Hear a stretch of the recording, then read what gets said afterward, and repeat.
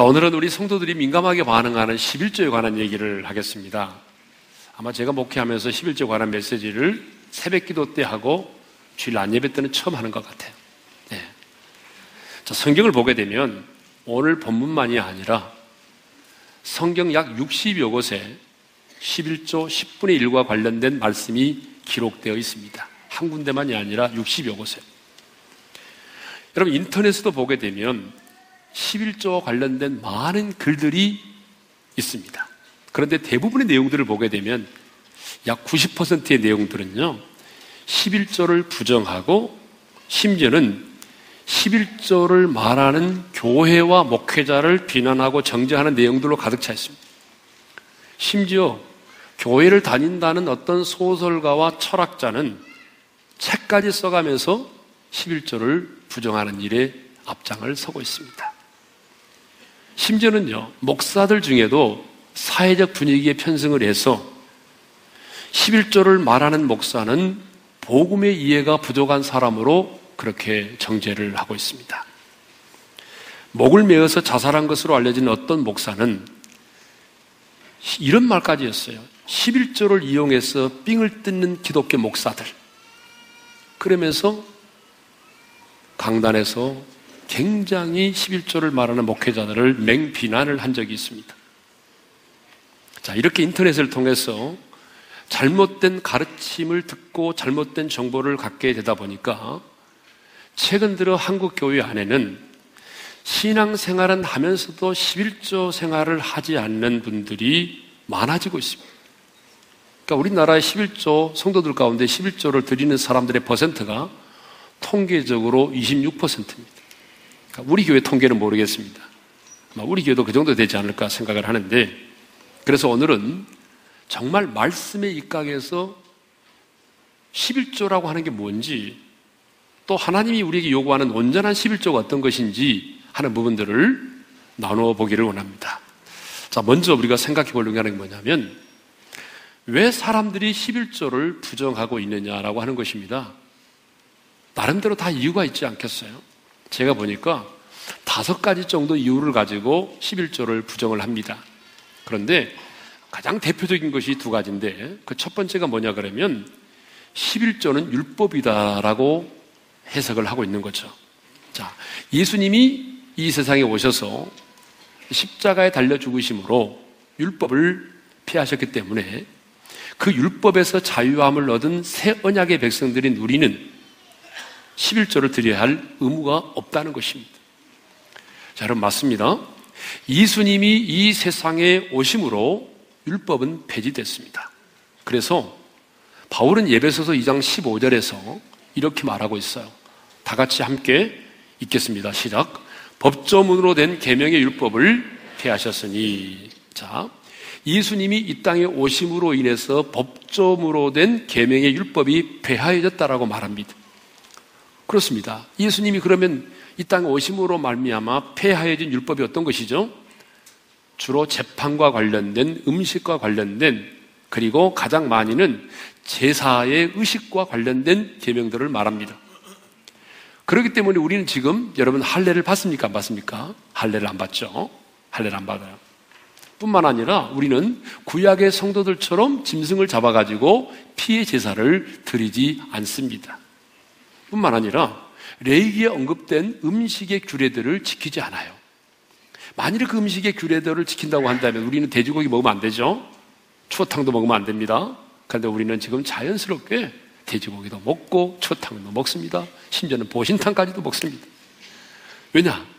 주님이 오심으로 법조문으로 된 계명의 율법을 폐하셨기 때문이죠.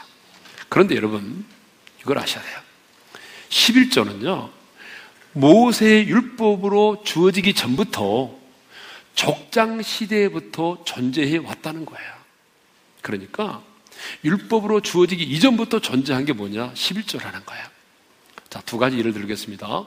먼저 아브라함인데, 창세기 14장을 보게 되면 아브라함이 소돔과의 전쟁에서 승리를 합니다. 그래서 그 롯과 소돔 사람들을 구하여 내지 않습니까?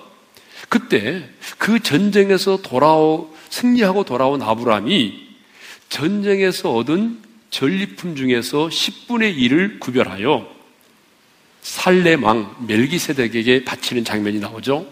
창세기 14장 20절입니다. 다 같이 시작. 너희 대적을 내 손에 붙이신 지극히 높으신 하나님을 찬송할지로다 하며 아브라함이 그 얻은 것에서 10분의 1을 멜기세덱에게 주었더라. 예.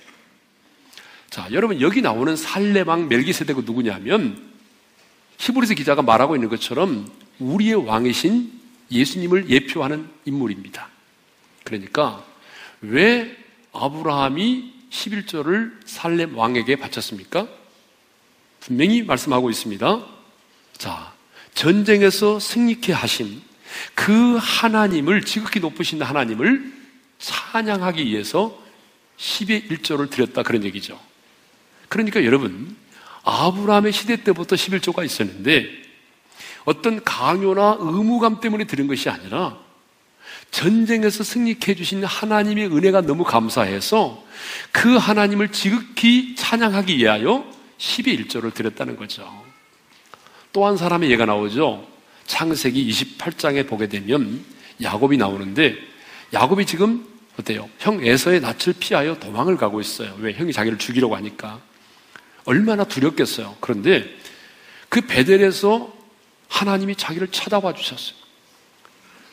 지금요, 너무너무 무서운 가운데 도망을 치고 있는 이 야곱을 하나님이 찾아와 주셨어요. 그리고 말씀하셨어요. 뭐라고 말씀하셨냐면, 자, 네가 어디를 가든지 내가 너를 떠나지 않고 내가 너와 함께하고 내가 너를 지켜주겠다. 그리고 하신 말씀이 내가 다시 너희를 이 땅으로 돌아오게 하겠다. 여러분, 이때 야곱이 얼마나 감사했겠어요. 예? 그래서 야곱이 워낙 간사한 사람이니까 조건적 소원을 하게 됩니다. 진짜 말씀대로 하나님이 나를 지켜주시고 나를 먹여주시고 입혀주시고 약속대로 이 땅으로 돌아오게 해주신다면 내가 반드시 내가 가진 것에서 10분의 1을 하나님께 드리겠습니다. 이렇게 소원을 하게 되죠. 그게 바로 창세기 28장 22절이잖아요. 읽겠습니다. 시작. 하나님께서 내게 주신 모든 것에서 10분의 1을 내가 반드시 하나님께 드리겠나이다. 이 조건적 소원을 했어요. 그러면 여러분, 야곱이 그 이후에 정말 돌아왔을 때 이 소원한 대로 10의 1조를 드렸느냐? 여러분, 이것은 성경에 기록되어 있잖아요. 그래서 11조를 부정하는 사람들은 드리지 않았다라고 말합니다. 그런데 저는 드렸을 거라고 생각을 해요. 성경이 기록되어 있지 않지만. 왜냐하면 하나님께서 야곱을 뭐라고 이름을 바꿔주십니까? 너는 이제 이스라엘이라. 그렇게 그 이름을 축복하신 것을 보게 되면 그가 소원한 것을 지키지 않았음에도 불구하고 하나님이 그렇게 말씀하실 리가 없거든요. 자, 어떻든지 간에 야곱 역시 자기를 만나주시고 자기와 함께 해주신 그 하나님의 은혜에 감격해서 내가 11조를 드리겠다라고 소원을 했다는 것입니다. 그러니까 여러분, 11조는 모세를 통하여 율법으로 주어지기 전부터 적장 시대부터 존재했다는 거예요. 예. 또 설령 11조를 부정하는 사람들의 논리대로, 자, 11조가 율법이고 그래서 율법이 폐하해졌다고 할지라도 분명한 한 가지 사실이 뭐냐면 율법의 원리와 그 정신은 여러분 사라지지 않고 남아있다는 거예요. 그러니까 11조를 부정하는 사람들이 이렇게 말하더라고요. 아브라함이 드렸던 11조는 하나님의 계시적 명령에 의한 것이 아니고 자발적으로 한 것이고 이후에 아브라함이 지속적으로 드렸다는 기록이었기 때문에 현대의 성도들은 지속적 정기적으로 11조를 드리지 않아도 된다라고 말하대요. 그러나 11조 원리가 뭡니까? 하나님의 은혜에 감격해서 드리는 거란 말이에요. 예? 그러니까 11조의 하나님의 축복을 인정하고 하나님의 은혜에 감사함으로 드려졌던 11조의 그 원리와 정신은 지금도 유효한 거예요. 네. 자, 두 번째로 11조를 부정하는 사람들은 예수님도 11조를 드리라고 직접 말씀하신 적이 없다, 이렇게 주장을 합니다. 그런데 여러분, 정말 그럴까요? 마태복음 23장 23절을 읽겠습니다. 다 같이 시작. 화 있을진저 외식하는 서기관들과 바리새인들이여, 너희가 박하와 회양과 근처의 11조는 들이되 율법에 더 중한 바 정의와 긍휼과 믿음은 버렸도다. 그러나 이것도 행하고 저것도 버리지 말아야 할지니라. 주님의 결론입니다. 이것도 행하고라고 하는 것은 무슨 말이냐면, 바리새인들이 철저하게 10의 1조를 구별하여 드린 것처럼 너희도 그렇게 행하고, 그 다음에 저것도 버리지 마라. 이 말은 무슨 말이냐면, 그 정의와 긍휼과 믿음을 버리지 말라, 그런 얘기죠. 11조만 드리면 법을 다 지키는 것처럼 생각하지 말고, 11조만 드리면 복을 받는다고만 생각하지 말고, 11조를 드리기에 앞서서 어떻게 살라는 것입니까? 정의로운 삶을 살라는 거예요. 불법을 행하지 말라는 거예요. 의로운 삶을 살라는 거예요. 11조를 드리기 전에 가난한 자, 고아와 가부들, 여러분 그 시대의 이 고아와 가부들은요, 정말 도움이 없이는 살 수 없어요. 지금은 정부 보조금도 있고 내가 맘만 먹으면 일자리가 많이 있지만 예전에는 없어요. 그래서 고아와 가부는요, 굶어 죽을 수밖에 없어요. 그러니까 그 고아와 가부들을 불쌍히 여기라는, 긍휼히 여기라는 거예요. 예? 이성과 가식의 삶이 아닌 믿음의 삶을 살면서 그렇게 또박또박 11조를 구별하여 드리라, 그런 얘기죠.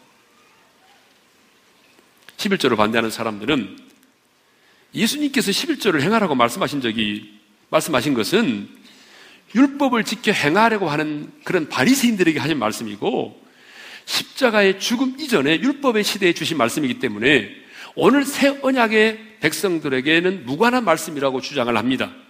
그런데 여러분, 이것은 여러분 정말 회개한 논리입니다. 왜 회개한 논리냐 그러면요, 보세요. 우리 주님이 십자가 달려 죽으시기 전에, 새로운 새 언약의 시대가 시작되기도 전에도 주님은 십자가의 승리를 전제로 새 언약의 백성들인 우리가 어떻게 살아야 될지에 대해서 말씀하셨어요. 예를 들자면 이런 거 있잖아요. 하나님의 나라가 이미 너희 안에 임했느니라.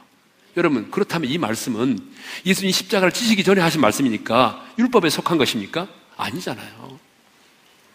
예수님이 십자가를 지시기 전에 하신, 율법의 시대에 하신 말씀이기 때문에 오늘 우리들에게 하신 말씀이 아니다라고 말한다면 이것은 인색한 마음으로 출발된 해괴한 논리인 것입니다. 그럴 수가 없어요. 분명히 우리 주님께서도 11조를 직접적으로 행하라고 말씀을 하셨어요. 예? 이것도 행하고 저것도 버리지 말라. 자, 그러면 이제 본문을 강의하면서 11조에 대해서 우리가 한번 깊이 묵상을 해보도록 하겠습니다. 본문을 보게 되면 만군의 여호와 하나님께서 오랫동안 말씀을 지키지 않았던 백성들에게 내게로 돌아오라, 이렇게 말씀하시면서 11조를 말씀하시죠. 자, 우리 7절의 말씀을 읽겠습니다. 다 같이요. 만군의 여호와가 이르노라, 너희 조상들의 날로부터 너희가 나의 규례를 떠나 지키지 아니하였도다.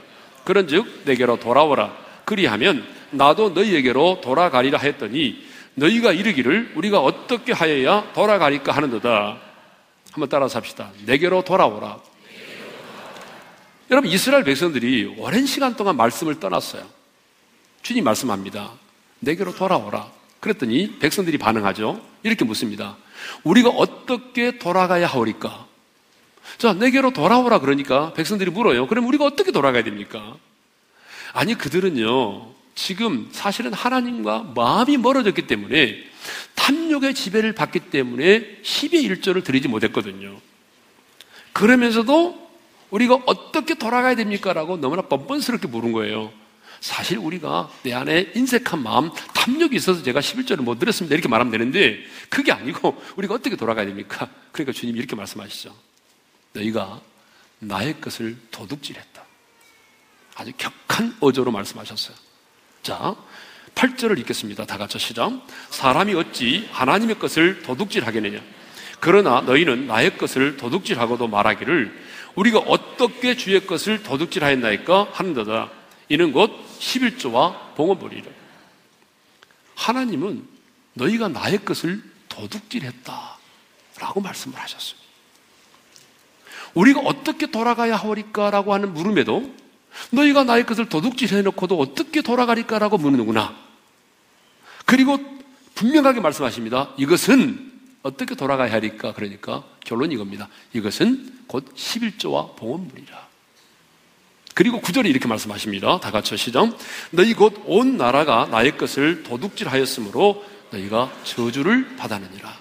여기 8절과 9절에 도둑질을 했다는 말이 4번이나 나옵니다.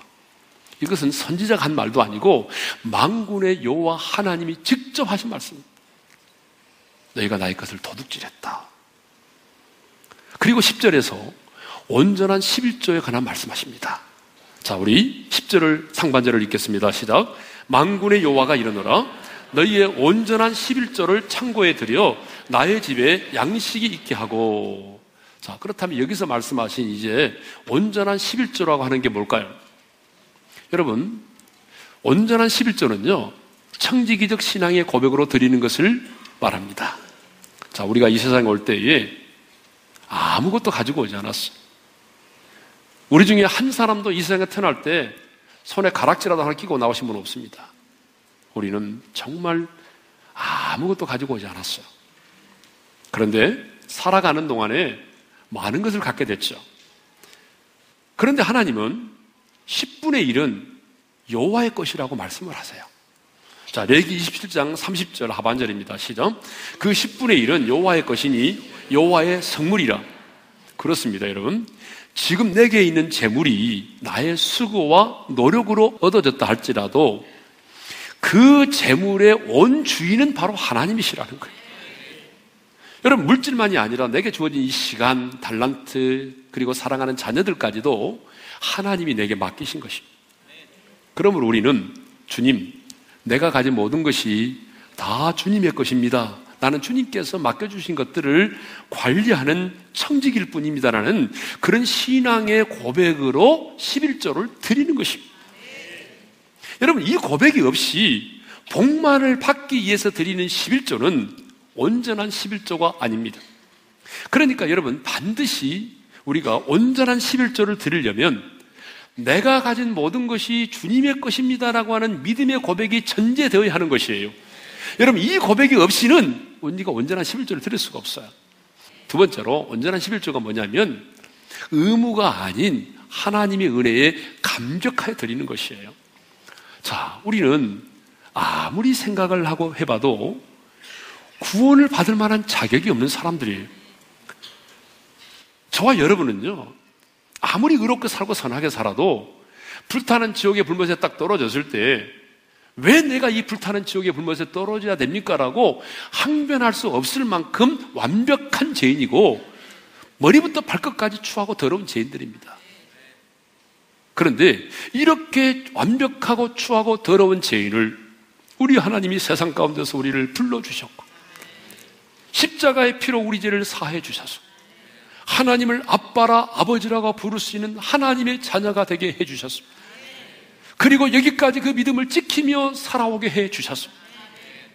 이런 놀라운 주님의 은혜를 생각해 본다면 여러분, 우리가 그 주님을 위해서 그 무엇을 드리지 않겠습니까?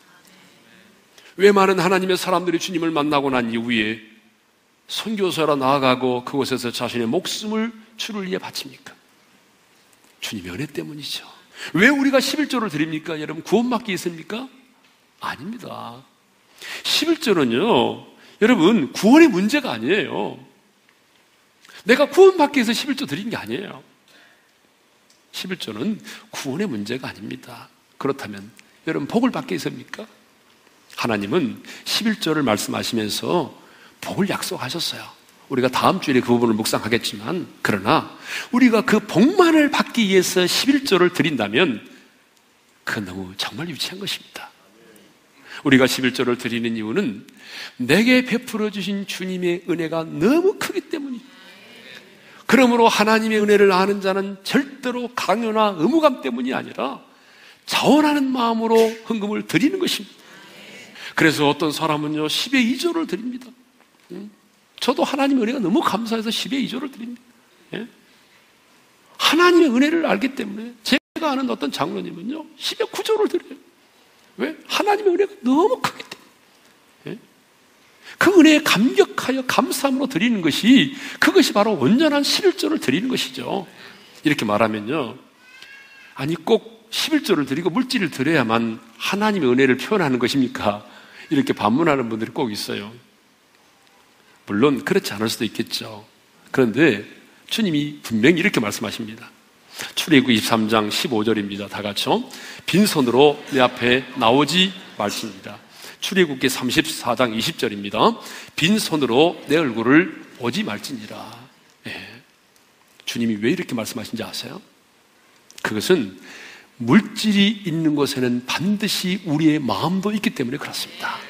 그래서 주님이 여러분 마태복음 6장 21절에 이렇게 말씀하셨잖아요. 다 같이 읽겠습니다. 시작. 내 보물이 있는 그곳에는 내 마음도 있느니라. 여러분 이것은 우리가 다 알고 있어요. 이 물질이 있는 곳에는 마음도 가치가 있습니다. 자, 그런데 하나님은 온전한 11조를 들여서 나를 시험해 보라고 말씀하십니다. 10절을 읽겠습니다. 다 같이 시작. 만군의 여호와가 이르노라 너희의 온전한 11조를 창고에 들여 나의 집에 양식이 있게 하고 그것으로 나를 시험하여 내가 하늘 문을 열고 너희에게 복을 쌓을 것이 없도록 붙지 아니하나 보라. 여러분, 왜 주님은 이렇게 11조와 관련된 말씀을 하시면서 다른 곳에서는 나를 시험하지 말라라고 말씀하시는 하나님이 왜 11조와 관련된 말씀을 하시면서는 나를 시험하여 보라고까지 말씀하실까요? 이유가 있습니다. 그것은요, 그만큼 온전한 11조를 드리기가 어렵기 때문입니다. 여러분, 지금 우리 중에도 11조를 드리지 못하는 분이 많이 계십니다. 그러면 왜 우리가 온전한 11조를 드리지 못하는가? 그 두 가지 이유가 있어요. 인간적으로 계산해 보니까 11조를 드리면 드린 만큼 손해가 된다는 생각 때문에 그래요. 여러분 맞죠? 예, 맞아요. 자, 내가 수입이 100만 원인데 그 100만 원 중에서 10만 원을 드리면 내게 수중에는 90만 원이 남게 되는 것이고 10만 원은 사라지는 거잖아요. 그렇죠? 그러니까 여러분 당연히 10만 원은 손해다라는 생각이 드는 거죠. 그러니까 이 11조를 드리면 손해된다는 생각 때문에 우리가 11조를 온전히 못 드리는 거예요. 액수가 적을 때는 문제가 안 되지만 여러분 액수가 많아지게 되면 힘들어지는 거예요. 아무리 신앙생활 오래 했어도 힘들어요. 근데 왜 11조를 드리는 것이 그렇게 힘들고 어렵냐 그러면 본질적인 이유는 이것입니다. 우리 안에 탐욕이 있기 때문에 그렇습니다. 여러분 타락한 재성을 가진 우리 안에는 탐욕이라고 하는 게 있어요. 아무리 많은 것을 가져도 만족하지 못하고 더 많이 가지고 싶고 더 많은 것을 누리고 싶은 이 탐욕이 우리 안에 있단 말이에요. 그런데 여러분 이 탐욕이 우리 인간을 지배하고 이끌어가면 우리 인간은 행복해지는 것이 아니라 우리 인간은 불행해지고 비참해진다는 거예요. 이것이 인류 역사가 증언하고 있고 앞서간 우리의 믿음의 선배들이 우리에게 간증하고 있는 거죠. 탐욕이 우리를 지배했을 때 우리는 누군가를 미워할 수밖에 없고 탐욕 때문에 누구를 죽일 수밖에 없고 탐욕 때문에 여러분 누군가를 우리가 어때요? 상처를 줄 수밖에 없는 거예요. 아무리 가까운 형제도 부모님의 유산 때문에 서로 등을 지지 않습니까? 여러분 영화배우 황정순 씨가 돌아가셨는데 그분이 남긴 재산이 80억이라네요. 그랬더니 또 자녀들이 난리가 났대요 지금. 이 탐욕. 여러분 탐욕이 우리를 지배하기 시작하면 우리 인간은요 행복한 게 아니라 불행해집니다. 탐욕이 지배하면 우리 인간은 가장 추하고 비천한 인생을 살 수밖에 없어요. 이것을 아시기 때문에 주님이 우리에게 요구하는 것입니다. 나를 시험하여 보라. 손해된다고 생각하지 말고 나를 믿고 시험해 보라. 그런 얘기죠. 우리 인간은요 반드시 하나님을 내 인생의 주인으로 섬기며 살든지 아니면 이 재물을 내 인생의 주인으로 모시고 살든지 둘 중에 하나를 택할 수밖에 없는 거예요. 여러분 탐욕의 지배를 받아서 재물을 섬기며 살든지 말씀의 지배를 받으면서 우리 하나님을 주인으로 모시며 살든지 둘 중에 하나라는 거예요. 여러분의 인생의 주인은 누굽니까? 11조는요 액수의 문제가 아닙니다. 너의 인생의 주인이 누구냐의 문제예요. 너의 인생의 주인이 누구냐? 이것을 판가름하는 시금석이 바로 11조라는 거예요. 도대체 너의 인생은 주인은 누구냐? 물질이냐 아니면 하나님이냐? 우리 인간은 두 주인을 섬길 수 없다는 것이죠. 그런데 주님은요, 당신의 형상대로 지음받은 저와 여러분이 탐욕의 지배를 받으면서 미워하고 죽이며 살인하고 비참하게 불행하게 인생을 살기를 원치 않습니다. 그래서 오늘 자신의 이름을 걸고 자신의 명예를 걸고 말씀하시는 겁니다. 11조를 드리는 것을 손해라고 생각하지 말고 오늘 온전한 11조를 드려서 나를 시험해보라. 그리하면 내가 하늘의 문을 열고 내가 너에게 복을 쌓을 것이 없도록 붙지 아니하나 나를 시험해 보아라. 그러니까 여러분, 이것은 하나님을 신뢰하는 자만이 할 수 있는 거예요. 하나님을 신뢰할 수 없는 자는 죽었다 깨어나도 할 수 없어요. 그러므로 우리는 이렇게까지 자신의 명예를 걸고 말씀하시는 하나님의 마음을 알아야 됩니다. 저는요, 이번 11조 관한 설교를 묵상하면서 아버지의 마음을 알았어요. 그 아버지의 마음이 뭐냐 그러면, 하늘문을 여시고 쌓을 것이 없도록 부어주시는 그 복도 중요하지만은 우리를 향한 그 아버지의 마음이 뭐냐 그러면 탐욕의 지배를 받지 않고 오직 주님만이 내 인생의 주인이심을 고백하며 살기를 원하시는 거예요. 그것이 우리에게 11조를 요구하시는 주님의 마음이라는 거예요.